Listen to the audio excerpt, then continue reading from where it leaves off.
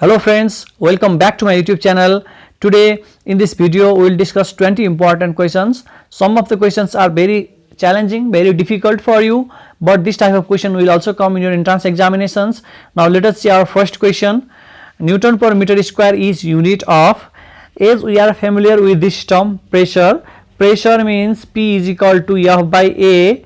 Unit of force is Newton and unit of area is meter square. So Newton per meter square is unit of pressure. Now let us see other terms.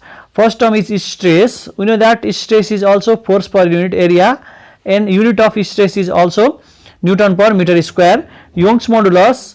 Young's modulus is ratio of stress by strain.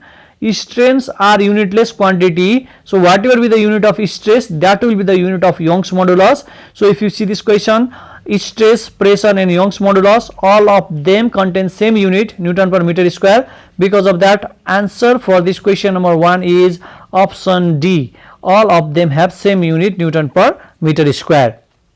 Now let us see question number 2. Which one is not a fundamental unit? We know that there are 7 fundamental units: kilogram, mole, Candela, they lies in that fundamental unit, but radian is not a fundamental SI base unit, fundamental SI unit. So option choice B is the correct answer for question number 2. Now let us see question number 3. Surface tension depends on. Surface tension depends on nature of liquid. It is true. Surface tension depends on surrounding environment and temperature. This is also true. Surface tension increases or decreases with temperature. Surface tension also depends on intermolecular force. Because of that, all of above are right answer for question number 3. Surface tension depends on nature of liquid. Surface tension depends on surrounding environment and temperature. Surface tension depends on intermolecular force. Now let us see question number 4. Unit of surface tension is. We know that surface tension is force per unit length. It's not force per unit area. It's force per unit length. Force is measured in Newton, length is measured in meter. So if you see Newton, meter is in option choice A. So option choice A can be your answer, but you need to use another approach as well, because force, here if you see force is MA. So its unit can be kg meter, M means kg and meter per second square. This is unit of acceleration. So kg meter per second square is unit of force, length is measured in meter. If we solve this, you will get kg per meter square. Kg per meter square is in option choice C. So option choice A, Newton per meter is also unit of surface tension, and kg per second square is also unit of surface tension. Because of that, answer of choice for this question is option choice D, both A and C.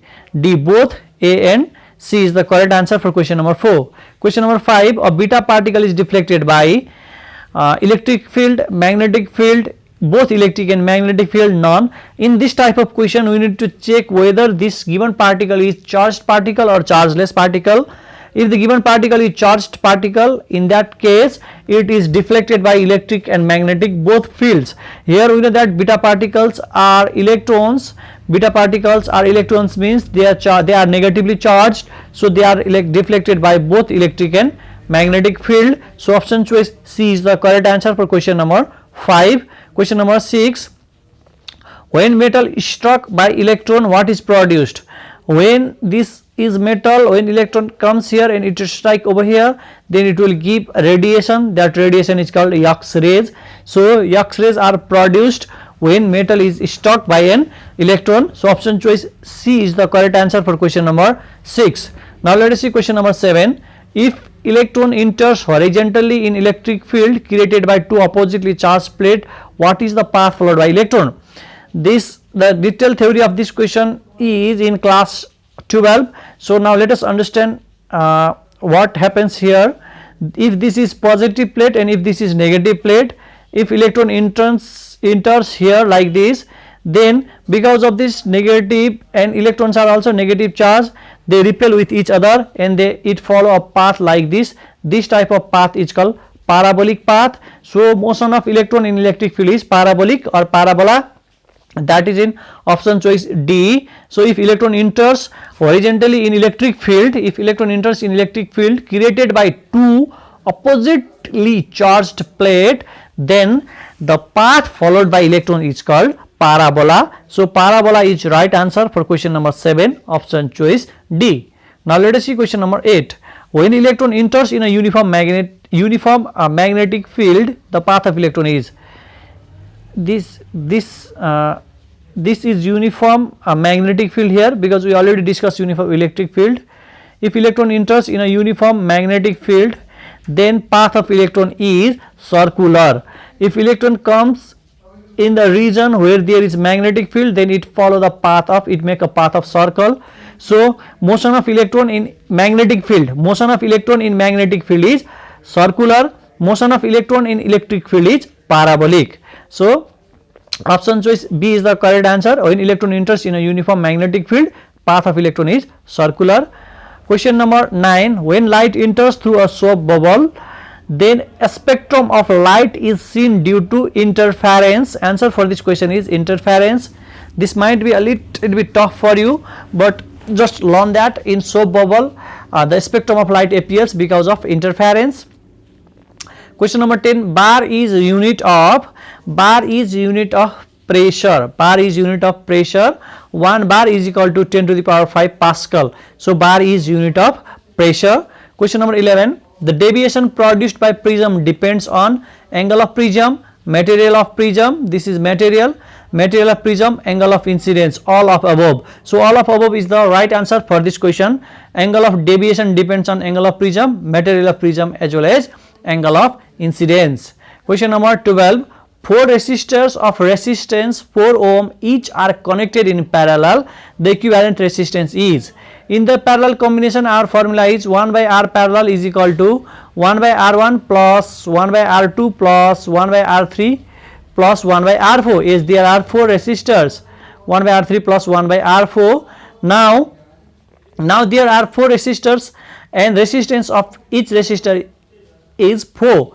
Because of that, I will write here 1 by R will be 1 by 4 plus 1 by 4 plus 1 by 4 plus 1 by 4.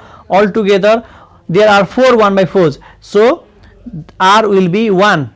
R will be 1 in this case. If we add 1 by 4 plus 1 by 4 plus 1 by 4 plus 1 by 4, you will get 1, and reciprocal of 1 will be also 1. Because of that, option choice C is the correct answer for question number 12, 1 ohm. Let us see question number 13. Temperature of a gas is measure of. Temperature of gas is measure of, it is not a measure of potential energy, it is not a measure of size of molecule, it is not measure of distance between the molecule. So it is the measure of average kinetic energy of the molecule. If we give temperature, then kinetic energy of molecule increases, kinetic energy of molecule of substance increases. So temperature of a gas is measure of average kinetic energy of the molecule. Question number 14. Which of the statement is not true about the sound wave? Let us see first. Sound wave travel faster in steel and then air. This is true. Sound wave travels faster. The velocity of sound is more in solid than that of the liquid. Sound wave is longitudinal wave. This is also true. Sound wave travels with the speed nearly 330 meter per second. This is also true. The speed of sound wave is not affected by the temperature. This is false. This is false. Because of that, option choice C is the correct answer for the question number 14. Speed of sound is affected by the temperature. Temperature affects the speed of sound. Let us see question number 15. A hole is drilled through the center of the earth and stone is placed at the center. Option A, both mass and weight are 0. Option B, weight is 0 but mass is constant. Option C, weight and mass both are non-zero. Option D, mass is 0 but weight is constant. It means this is the earth. If you go at the center of earth, if we go at the center of earth, acceleration due to gravity decreases, and exactly at the center it becomes 0. It means at the center of earth acceleration due to gravity is 0, and when you go up from the surface of earth, again acceleration due to gravity decreases and becomes 0 at one point. So if acceleration due to gravity is 0, then weight of the body is also 0. Weight of the body is 0 is in option choice B. Weight of the body is 0 but mass is constant. Both mass and weight cannot be 0, because mass cannot be 0, weight is 0 and mass is constant. Option choice B is the correct answer for question number 15. Now let us move to question number 16. What is the unit of luminous intensity? Candela is the unit of luminous intensity. This is so easy. Candela is unit of luminous intensity. Amount of substance is measured in mole is the right answer for this question. Amount of substance is measured in mole. 1 mole is equal to 6.023 into 10 to the power 23 number of atoms, molecules or particles, and that is called Avogadro constant. That number is called Avogadro constant, 6.023 into 10 to the power 23. Question number 18, which one has 1 proton and 1 neutron? If we see this alpha particle can be written at twice He4. It has 2 proton. This means proton. If you subtract this atomic mass with this, then you will get number of neutron. In alpha particle there are 2 protons, and if you subtract 4 from 2 you will get 2. So 2 protons and 2 neutrons. This is not a right choice for question number 18. Tritium, symbol of tritium is 1H3. This is the isotope of hydrogen. So proton is 1, yeah, this supports the first part. If we subtract 1 from 3 you will get 2, that is number of neutron. So this is not our answer because neutron should be also 1. Now let us see option choice C, protium. We know that protium is 1H1. Protium is also isotopes of hydrogen. This is proton numbers, there is 1 proton, this is true, but if you subtract this you will get neutron. Neutron is 0, that is not our second condition. So option C cannot be our right answer. Now let us see option choice D. In this deuterium means 1H2. Deuterium means 1H2. Here number of proton is 1. When you subtract this 2, when you subtract this 1 from 2 you will get 1, that 1 is number of neutron. So this supports the given condition, 1 proton, this is 1 proton, and this subtraction will give 1, that is 1 neutron. So option choice D is correct answer for question number 18. 1 proton and 1 neutron is in deuterium. Now let us see question number 19. Which one is unitless quantity? Refractive index. If you remember, refractive index is equal to velocity of light in vacuum to the velocity of light in a medium, or if you see mu is equal to sin I by sin r. In all case refractive index is unitless. Velocity ratio is distance traveled by load, distance traveled by effort upon distance traveled by load. This is also unitless quantity. Strain is change in length upon original length, or change in area upon original area, or change in volume upon original volume. These are the 3 different type of strain. If change in length, if I consider change in length, then change in length has also unit meter and length has also unit meter. Because of that they will cancel and strain becomes unitless. So question number 19, none is the right answer because all quantity are unitless here. All quantity are unitless in question number 19. Question number 20, what does equinox means? This equinox is made up of 2 words. Equi means equal, nox means night. That is in option choice B. Today is June 21 and June 21 is the longest day in northern hemisphere. So this part achieves more amount of light throughout the day. Nearly for 16 hours this part receives light, because of that day becomes longer.